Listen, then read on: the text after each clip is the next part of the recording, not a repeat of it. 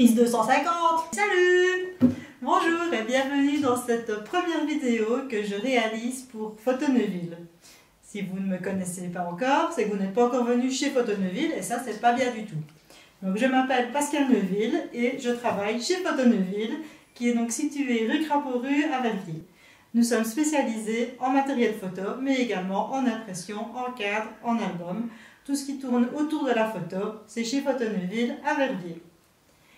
Aujourd'hui, pour cette première vidéo, j'ai eu envie de vous parler du Nikon Z30, qui est un des derniers appareils qu'on vient de recevoir au magasin.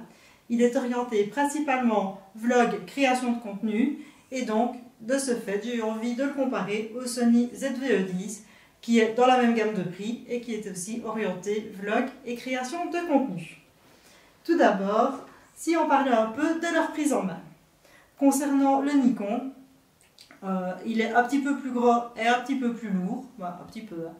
Mais par contre, il a une vraie poignée, donc on l'a vraiment bien en main.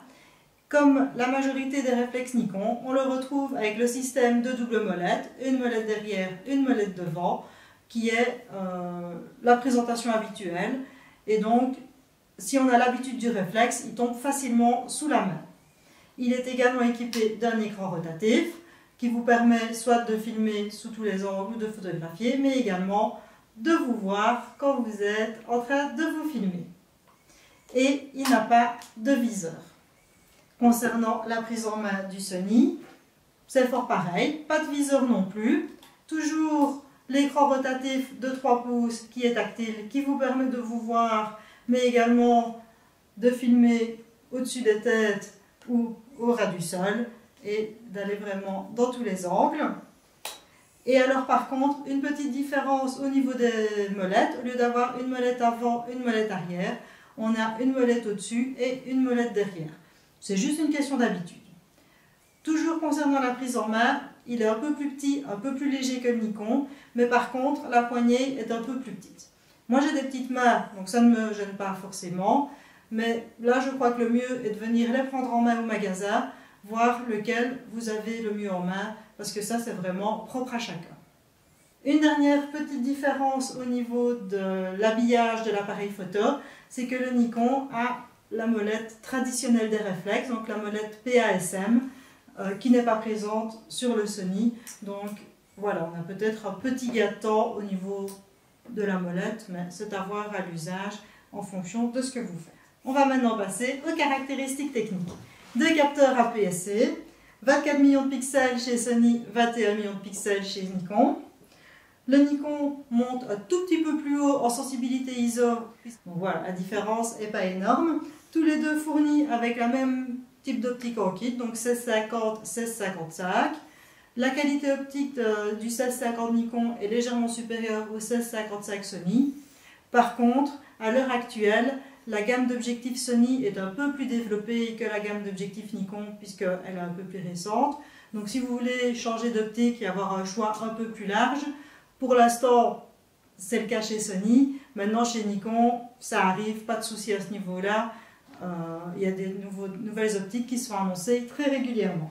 Qu'est-ce qu'on peut dire encore? Qu'ils ont tous les deux l'iFocus. Par contre, l'autofocus du Sony est un peu plus performant et il a 425 points contre 209 pour le Nikon. Concernant l'autonomie, la batterie du Sony est un peu plus performante, donc un petit peu plus d'autonomie au niveau du Sony. Si vous voulez faire de la vidéo, tous les deux des micros stéréo. Le Sony, le petit plus, c'est qu'il a la petite moumoute pour protéger le micro des bruits de vent. Et par contre, le gros plus, c'est qu'il a une prise casque. Voilà un premier aperçu des différences entre ces deux appareils.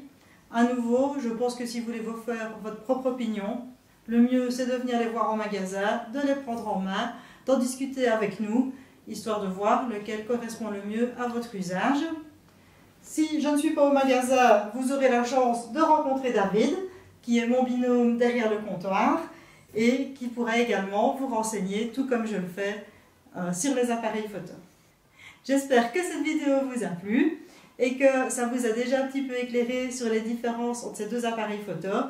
Maintenant, je pense que le mieux, c'est de venir nous voir au magasin, qu'on en discute en fonction de votre usage, voir quel appareil pourrait le mieux vous convenir. Si vous avez envie que je vous fasse d'autres vidéos ou si vous avez aimé cette vidéo, n'hésitez pas à nous laisser des petits commentaires et à nous dire des sujets que vous aimeriez que j'aborde en vidéo. Et sinon, on se voit bientôt chez Photoneuville. Salut, salut! Test 2000. Salut, salut! À plus dans le bus!